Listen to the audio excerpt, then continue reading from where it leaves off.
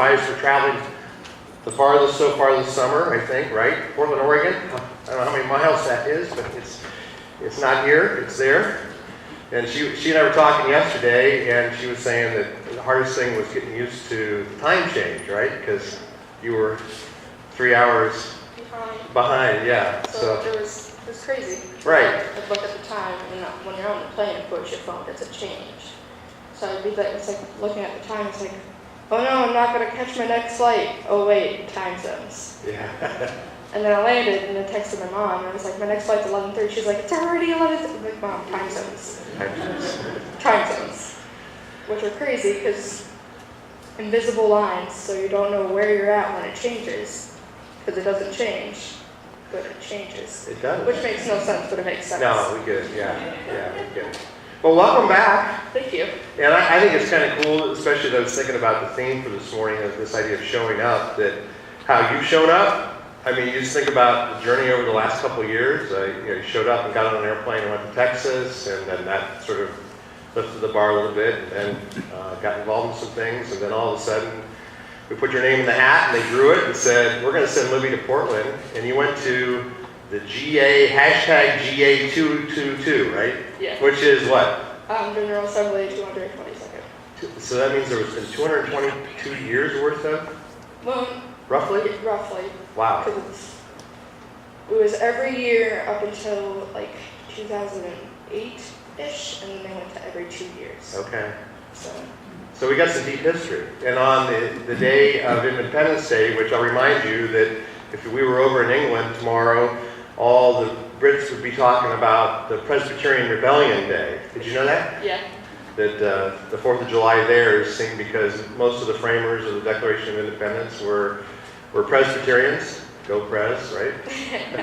So yeah. So talk a little bit about, you were part of this amazing delegation. I mean, I don't think we've ever had anybody go to the General Assembly. I mean, these things, like, why would a bright student want to go hang out with something that's talking about motions and procedures and Robert's Rules of Order and all that? Why would you do that?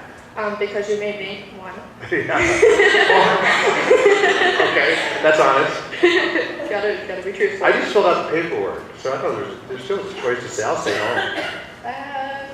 Not really. Okay. No, you made me fill it out, and then Mom was like, no, you have to go. Because I got worried, because I'm new at this adult thing, so I didn't know where my plane tickets were.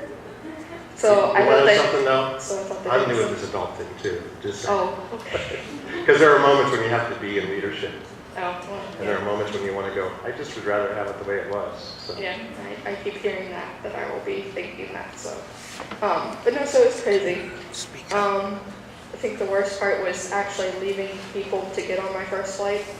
That was the hardest part, and then after that, it's like, oh, I got this, and I was like, oh, no, I don't have this. And yes, I got this. So it's like a roller coaster ride, but you're actually riding an airplane. So it's crazy. Yeah, 30,000 feet. Yeah, It's not a roller coaster. Yeah. Cedar Point goes 20 stories, but that's... Yeah, no, it was crazy. Yeah. So talk a little bit about what's the experience like. I mean, describe to us, because we didn't read the oxygen, we only saw a few pictures. Saw a crazy picture of Voodoo Donuts and... Oh yeah, that was fun. Well, it was crazy. The first night we got there, and it was just a whole bunch of teenagers and in the hotel, because all of us YADs stayed in one hotel. What's a YAD? A young adult advisory delegate. Young adult Advisory delegate. advisory delegate. Yeah. Can you all say YAD? Yeah. YAD, okay, there we go. Yeah. She's going to use a lot of acronyms, because we were talking yesterday, and she's like, all this, I'm going, okay, you're going to have to explain each one of these, because it doesn't make sense. Yeah. So all of us YADs and our actual YAD advisors stayed in the same hotel. And most of us East Coast people were the first ones there because we didn't have to travel as far. Or we had to travel the farthest, so we were there.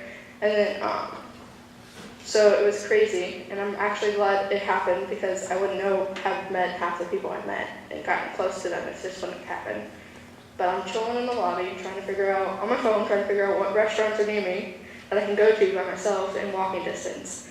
And this chick from West Virginia walks up and is like, hi, I'm Maddie. You want to come to dinner with me? And I was like, sure. She's like, yeah, we got a group of about 20 people. I was like, yeah, sure. Yeah. Did she say you all? Yeah, she said y'all. Okay. I say y'all too, so it's okay. All right. So we're waiting, and just keeps inviting more and more people, and it's like, what are you doing? One restaurant is gonna fit all of us. So, and then we're waiting. We've been waiting for like half an hour since she's asked me to join the group, and I was like, it's 10 o'clock at home. What is this? I can't. No, this is not gonna work. I'm ready for bed. I haven't even eaten dinner yet. So there's like 16 East Coast people, so we all go branch off on our own. Well, then the restaurant we went to didn't have a table big enough for all of us, so we had to break up our bigger, smaller group into even smaller groups. So then I got to know like 5 very lovely girls and got to be really close friends with them. We're actually still talking, so that's cool. That's cool. Cool. So talk about, I asked you this last night when we were talking on the phone. How do you see God in the midst of all these details? I mean, we're Presbyterians. We're all about things in order, and so there's resolutions. And I know, like, if any of you came to the Presbyterian meeting here, and it's got to be like the Presbyterian meeting, but on steroids. Like, isn't that boring? Kind of, but not. Okay, so it was crazy, but God definitely was there. We did a lot of worship time. I think I took communion like 6 days in a row. Well, you're covered for the rest of the year, right? That's what I said, and my friends were like, that's not how it works. I'm like, but it is. So how do you do, I mean, how many people were there? A couple thousand? At least. How do you do communion with a couple thousand people? What does that look like? Intinction at like 7 sides on both sides of the room. Okay. So it was And really one of them's nice. got to be gluten-free, right? They just did gluten-free everywhere. Oh, okay. So that was really nice. Okay. But it was crazy because you walk into plenary, which I had like the hardest. It took me 3 days to be able to say that word right. Plenary? Plenary, because it's Yeah. like it looks like that. Should we have them try it? Plenary, but like everybody kept saying plenary, and I was like plenary, which one is it? And then of course we had to ask our advisors because they're to advise us. They said it's plenary, so that's what we went with. Okay. So it's crazy. You walk in, and there's already a whole. It's like we were alphabetized, and then numerized. It was crazy. So that's not like being ordained No. or commissioned. No, I was. Alphabetized and numerized. Yeah, I was at seat G66, which was like smack dab in the middle of the table with 3 other presbyteries. So I was like, which side do I go on? Walk past 6 people or 12 people to get to my seat. Okay. So that was the hardest part, and I kept walking the shortest way, and then I think those people just got tired of me. And some of y'all may have saw my rant on Facebook, if you're friends with me, because this one lady decided this is the table, her chair was here. And then she rolled her eyes every time I said, excuse me. So it got a little annoying, but it's okay. So even Presbyterians that go to General Assembly sort of have Yeah, people issues. yeah, there's people issues, but that's what happens when you have 2,000 people in one room Got it. working on the same things. And then behind this lovely barrier is about 1,000 more observers and resource people that all want to talk, but they can't talk unless we ask them to talk. That's only the resource people. So it got pretty crazy. Okay. Well, again, I stepped over a little bit, but where did you see God in all that? Okay, you talked about Yeah. worship, which I'm guessing is music, but where else did you see how the church is played out? There was one big part. Oh my gosh, we passed the Belhar Confession, which we actually made a lot of history during this General Assembly, which was really awesome. But we passed the Belhar Confession, Which is? this really long thing about with words and such about it's really long. I can't remember all of it, but it's just another confession that we have to add to our book of order. Okay. So we'll be getting a new book of order, but it's really nice. Like a whole bunch of people were crying as we recited it. Took like 10 minutes to recite it because they had to put it up on the screen. We had to say it like line by line, so it took 20 minutes, which is okay. It was cool. But then we broke out with drums and dancing and all that stuff, and then of course crying, and then you heard "We Shall Overcome" break out in 10 different spots, and then we grabbed hands and we came together singing "We Shall Overcome." And you just felt the Presby love and God right there, so it was pretty cool. Just look up to see what the El-Har Confession is. I don't know. I don't. Yeah. Well, I've got it.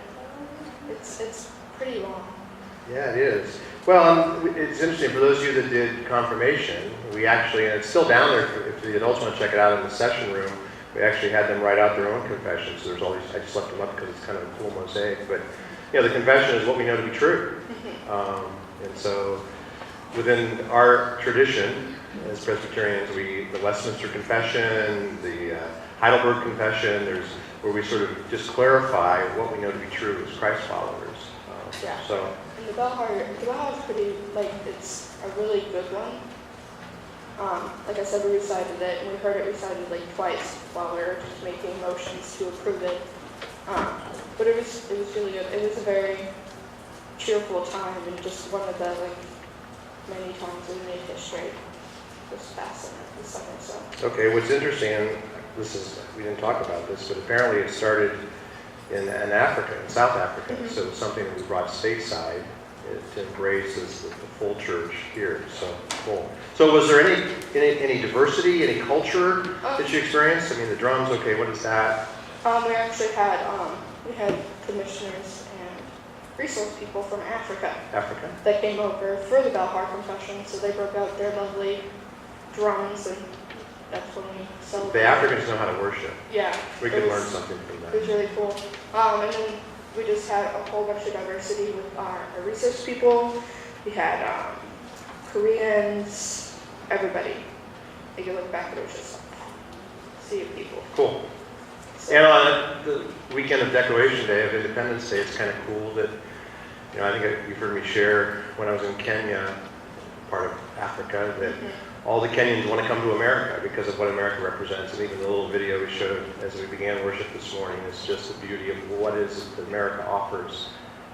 We don't want to get too caught up in nationalism, but there is something about our understanding of freedom and opportunity that is just a blessing to so many. So it's cool that you could take part in that. Is there anything else you can think of that stands out? A great story? Oh yeah, actually, okay, so we apologized, my committee especially. I was on Committee 11, which is dealt with social justice issues. We spent close to 4 hours on one motion. So that was really crazy. And it was crazy because it was our third apology. We had apologized to the Native Alaskans, Native Americans, and Native Hawaiians. And we apologized to just for having dealt with racism in our past and all that stuff. And then we got to the apology of the LGBTQ community. And it was really difficult. We spent 4 hours on just that one thing. And for those of you who don't understand the acronym, it's the lesbian, gay, bi, trans, queer, and questioning community. And we spent 4 hours on the overture. And what's an overture?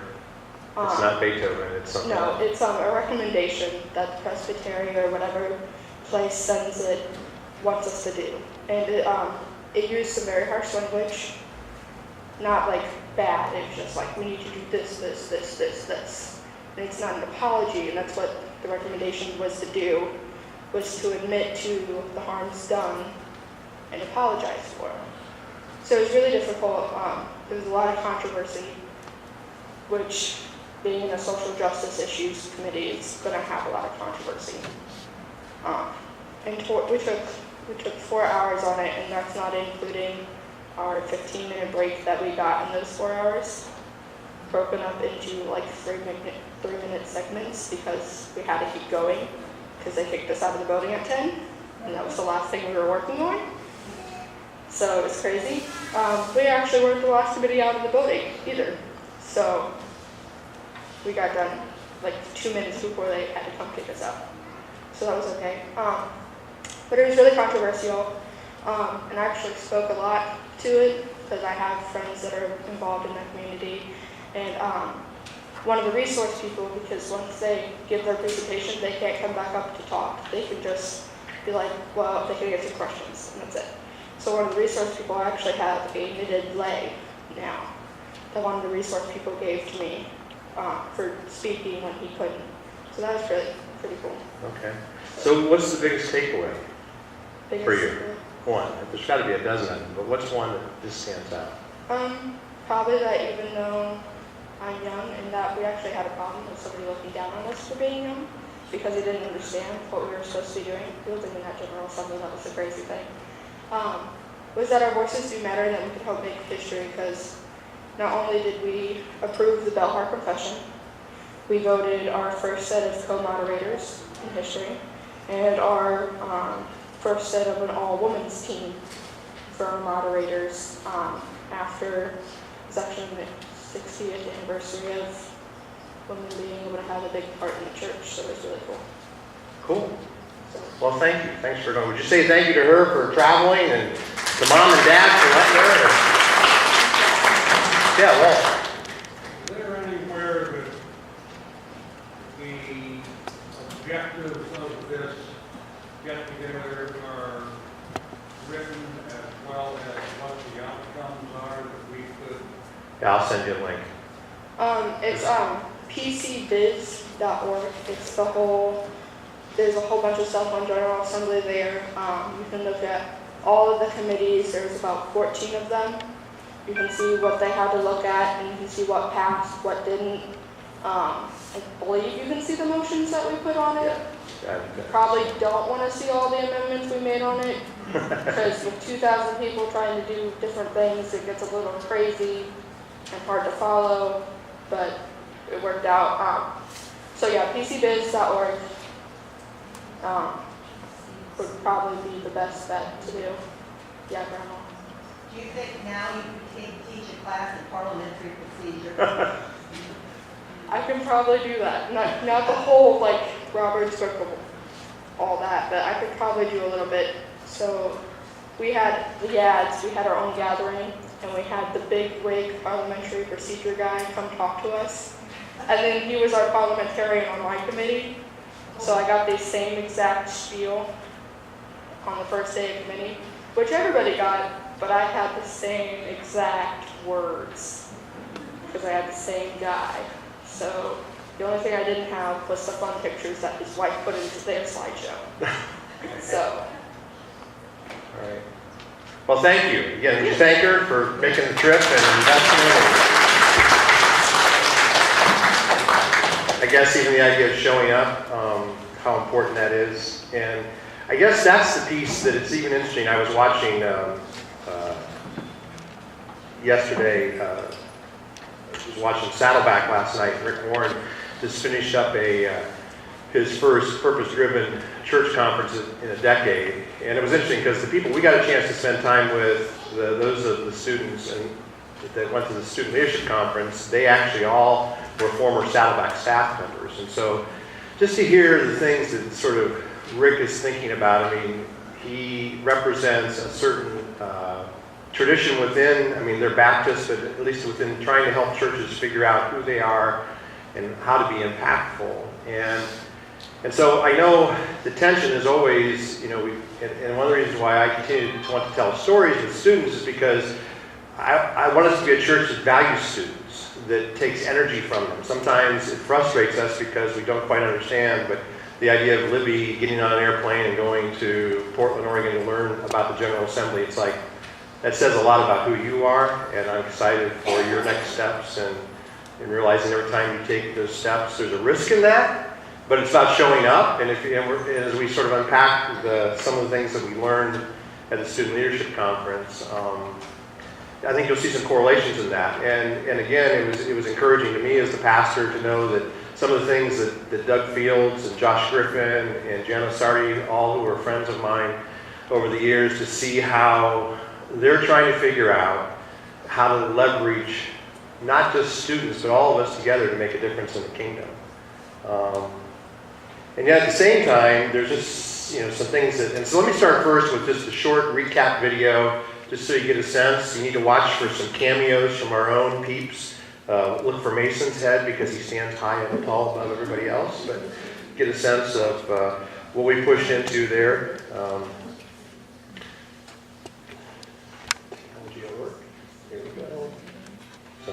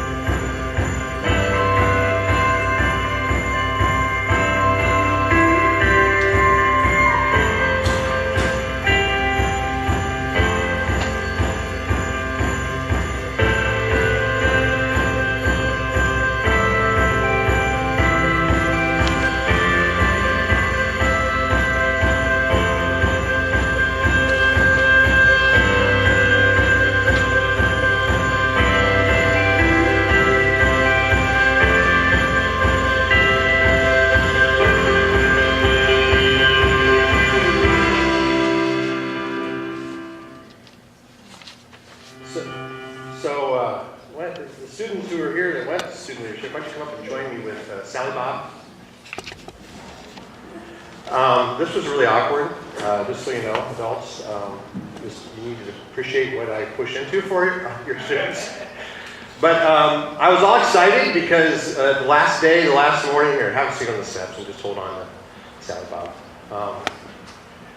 It was like Josh said, we're going to give out prizes for the most creative dressed mannequin. And we'll explain here a little bit, but when we got there, they had these, they weren't broken like ours with duct tape, but they had a whole, across the front of the stage, they had a bunch of these for every youth group to pick up. And it's like, okay, we're going to invite up, and so Allison, who's there on stage, she went around and looked at everybody's and said, okay, we're going to give out prizes. Of course, what was the prize that we got? Here. Creepiest cutout. The creepiest cutout. She said it was very creepy that it had duct tape eyes and real lipstick. Yeah, so it's like, okay, I guess I'll take that, you know. And Leslie, who's there in the green shirt, she got a chance to take it up and receive some kind of a prize. We got Batman Band-Aids. It was great. Batman Band-Aids? Yeah, fun. So, I wanted to just talk a little bit about this idea of serving, because the whole purpose of the conference was really talking about what does it mean to show up. And a couple quotes here I pulled from Doug Fields is that showing up means that leadership is a combination of heart and action. And you're going to see what I thought was interesting is there's some correlation here. If you're an adult, this may look, and went through our SHAPE class, this may look somewhat familiar. They actually, Josh Griffin, one of the presenters, spoke about this. And actually in your worship program this morning, there's a half page there, sermon notes, that really is more for you to think about and take home after you've heard the students share this morning. Some things to think about. What does it mean to have your hearts and your hands engaged in the kingdom? One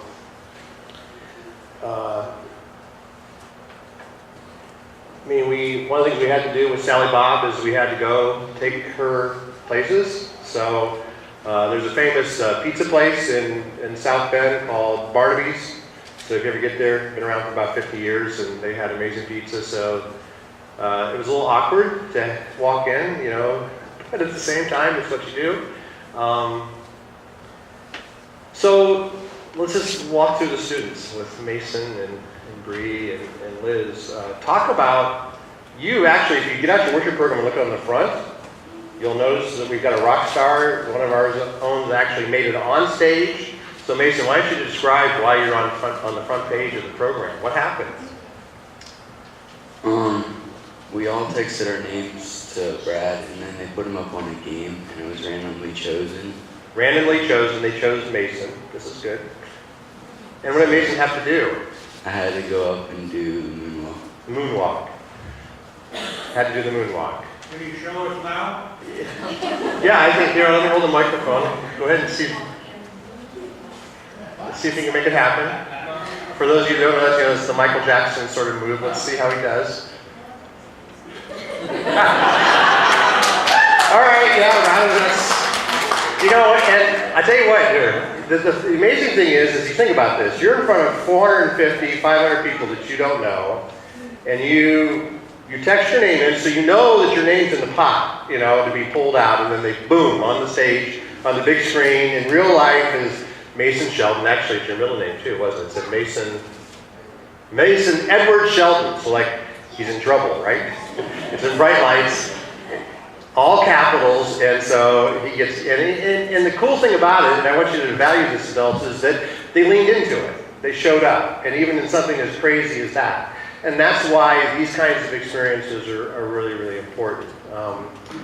Maybe, Bree, can you unpack a little bit about what this whole process was? We were supposed to, on the back, we were supposed to write like our goals for the church and our name, What else is there? our vision statement, and our church name and all that. And it was, and then we were supposed to write a story about like a need in our church. And it was pretty much a way to for other people to see our stuff and to visualize it. I don't understand why they did a person though. Well, But it's probably because it's showing up and you have to be there as your whole self. Right. And not just pieces of yourself. You have to be in there fully. the whole person, yeah. So can you unpack a little bit about what we wrote on the back, what you wrote? Actually, Nikki and I just watched, and so they came up with, We wrote our vision statement, which was love people and love God. And then we all wrote what our goals were. And a lot of people said to become closer to God and also to help other people get closer to God. And it was just like, there was a lot of,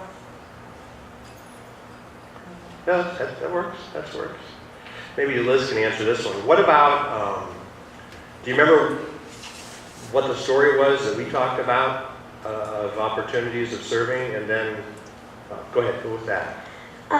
So on the back, or whatever, we were writing about how we could help this church.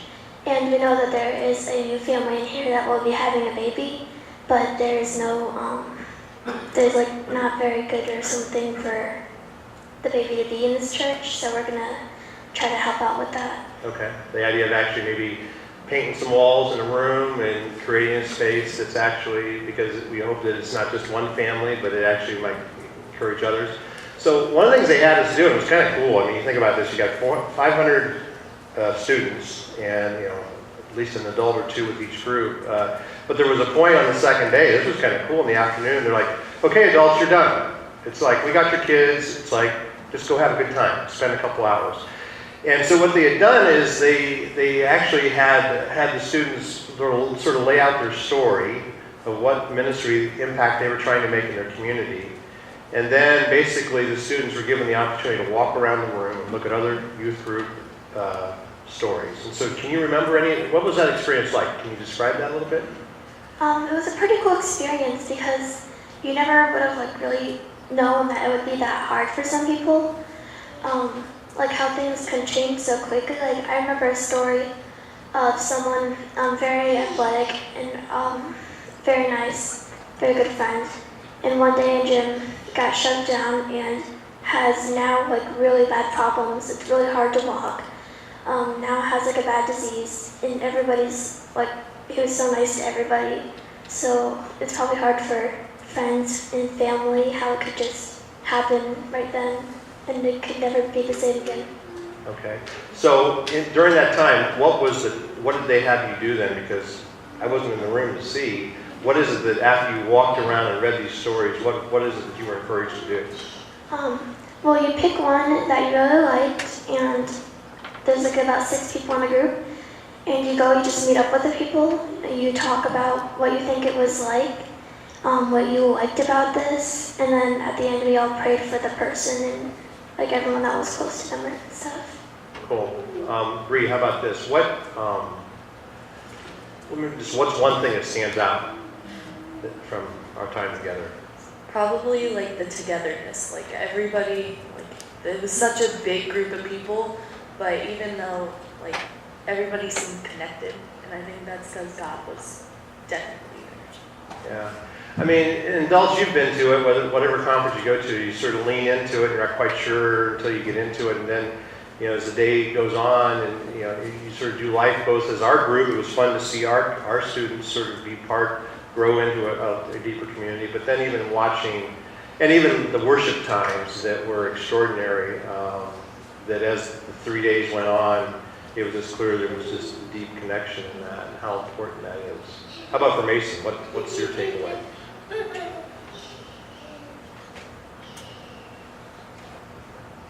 You're going to work on the moonwalk, right?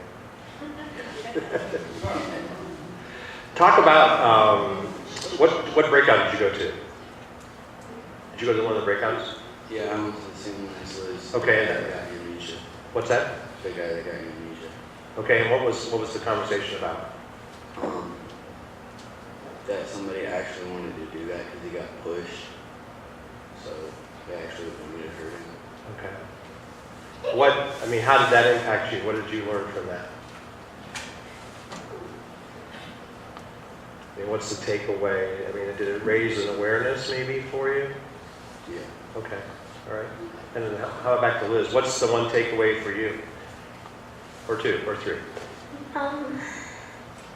Because technically you were one of the youngest ones there. I mean, this conference is really supposed to only be for high schoolers.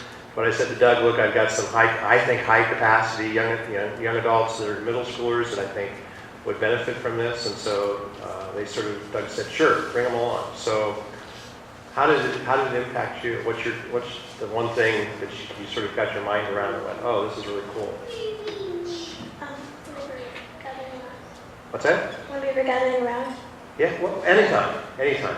Well, when it really got me was we were actually watching a preview for a movie coming out, and Name of the movie is I'm Not Ashamed, and it's about, says that. So there was this girl who she was doing some kind of bad things with her friends, and then eventually she started kind of feeling closer to God, and she presented to her class how to make the world a better place. So she was talking about being Christian and having God.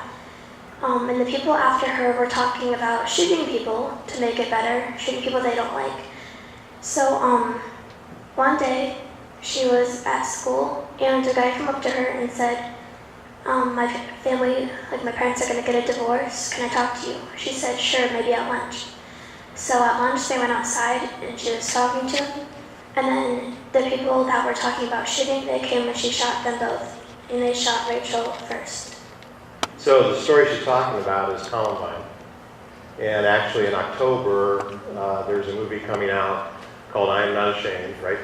That is about the Rachel Scott story. And it's actually about, and it's amazing because it's written based upon Rachel's journal.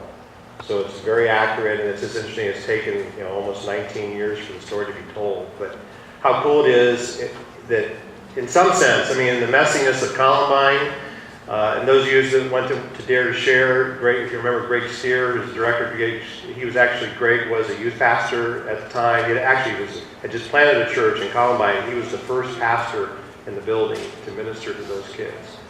But you just think about how the Columbine incident has changed the way we think about schools and protection and life. And so I was really encouraged that we got a chance to see a sneak peek of what this, and hopefully as we talk, how do we leverage that in our community when it comes out to get some students there. Is there anything else anyone wants to share? Yeah.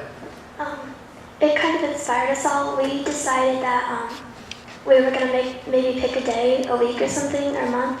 And we decided maybe we would go to the bike trail and we would bring them water or something cold, and or maybe we would bring the basketball players some pizza on a Friday night or something. It really inspired us.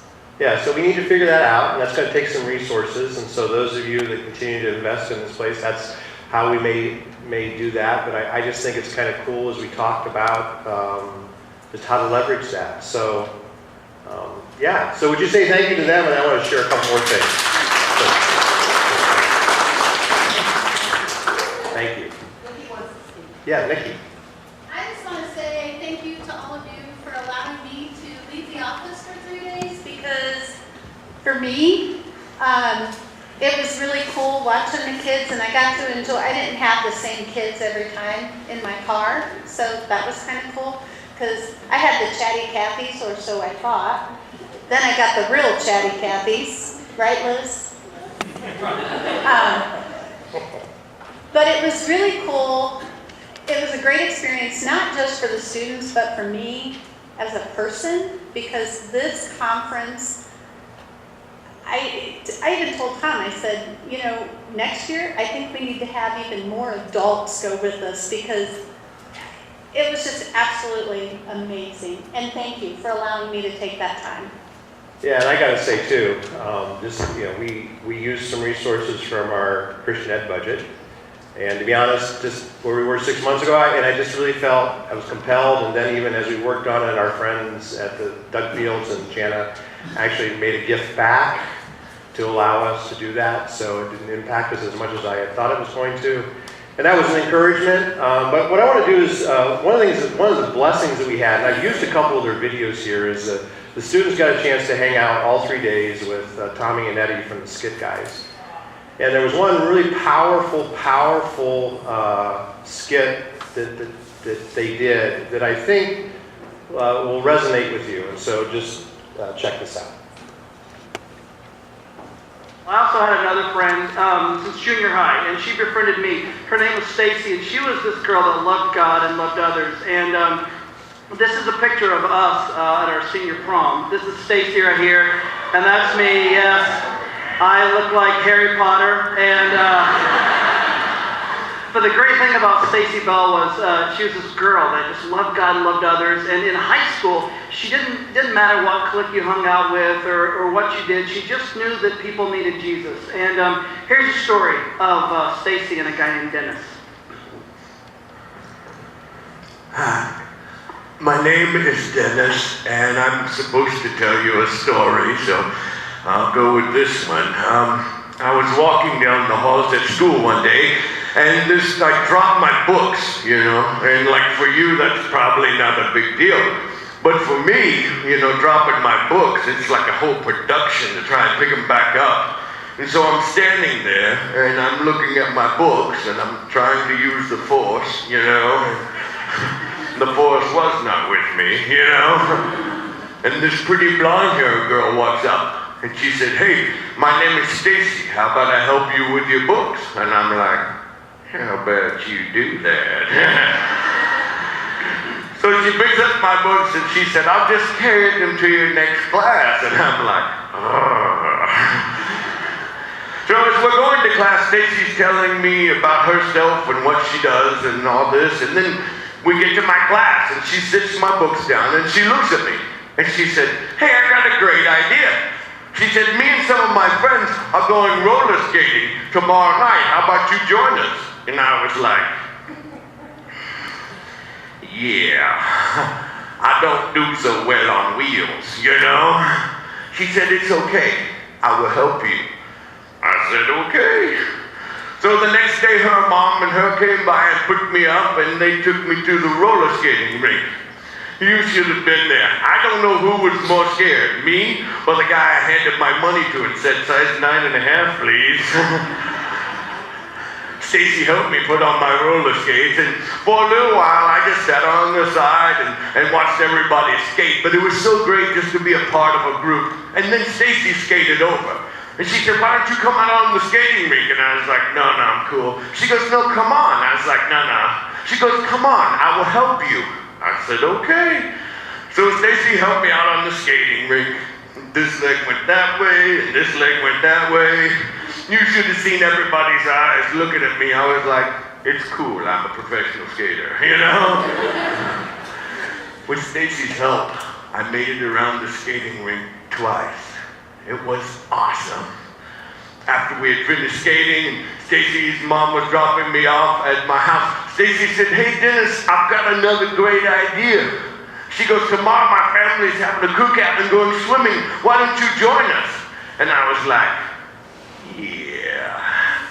You see this body? It don't float, She goes, "It's okay. I will help you." I said, "Okay." So the next day, my mom dropped me off at Stacy's house. It was so great, just feeling the sun on my body. Stacy was swimming, and she said, "Dennis, come on in the pool." And I was like, "Nah, I'm cool." She goes, "No, come on." I said, No. She goes, "Come on, I will help you." I said, "Okay." So Stacy helped me down into the pool, and I was in the shallow end, and I was like, "Wee." She goes, No, come on in the deeper end. And I said, "No." She goes, "Come on, I will help you." And I was like, "Okay, help me, So she did. She held out her arms, and she let me float in the water. It was great. After we finished swimming, we were eating hamburgers and talking, and Stacy was telling me all of her plans. I'll tell you this right now, that girl could change the world if she wanted to. And then all of a sudden, she stopped, and she looked at me. And she said, "Hey, Dennis, tell me about your dreams." And I said, "I don't really have any." She goes, "Come on, everybody has dreams." And I said, "No, not me." And she just kept pushing the issue. And so I got frustrated with her. And I looked at her and I said, okay, fine. You want to know my dreams? I'll tell you my dreams. I said, in my dreams, this old leg, it is straight, just like everybody else's. And I said, in my dream, this old hip is right in place, just like everybody else's. And I can run and jump, no problem. And I said, in my dream, these old hands, they are no longer crippled. And if I drop my books, I just bend down and pick up my books, no problem. And I said, in my dream, I don't need these old glasses to see anymore. And in my dream, my mouth is normal, just like everybody else's. And I can go to school and nobody looks at me different. And I get up in the morning, I don't hate who I see. But then I realize it's only a dream. We sat there in silence for quite a while, much like this. And Stacy looked at me, and I'll never forget what she said. She looked me right in the eye and she said, Dennis, that's the dumbest dream I've ever heard. And I was like, well, you sure know how to make a cripple guy feel good. She said, no, Dennis, you don't get it. You are fearfully and wonderfully made. And I said, no, Stacy, you don't get it. I'm a joke. And she said, oh, Dennis, you spend way too much time looking on the outside. You need to realize that God does not look as man looks, for man looks on the outside, but God looks at the heart. And she said, Dennis, you've got a great heart. And you know what? She's right. Because of a girl named Stacy, my life is different. Thank you.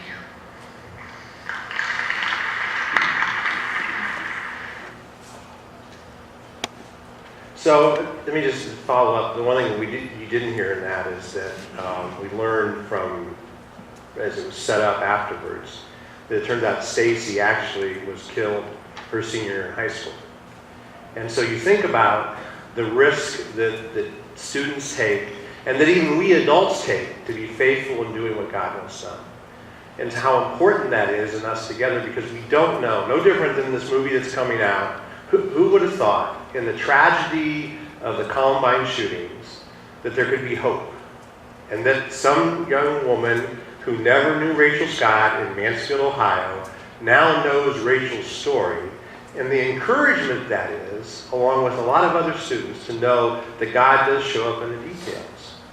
And so I think that's really, really important. And so, again, I just want to say thank you for your faithfulness, for your willing to continue to lean into what God's calling us to be and do, and to do what this thing called showing up. And so your homework on this 4th of July weekend is take that handout home and think about how you can be in those various areas, the head and the heart and the hands of Jesus, and more importantly, his feet as you move through. Even this weekend, as you think about who you might serve, who you might bless, who you might encourage, because of the freedoms that we enjoy as free Americans. And I don't want us to lose that. But as we transition into a time of worship, out of the message, I want to use a song that actually the students learned. And again, probably for me, the most encouraging thing that comes out of the Student Leadership Conference is the fact that it's students leading. Yeah, there's adults that are there facilitating, and Josh Griffin and Doug Fields and Gianna Sardi and Tommy and Eddie and others are teaching. But what's amazing is actually the times of worship were led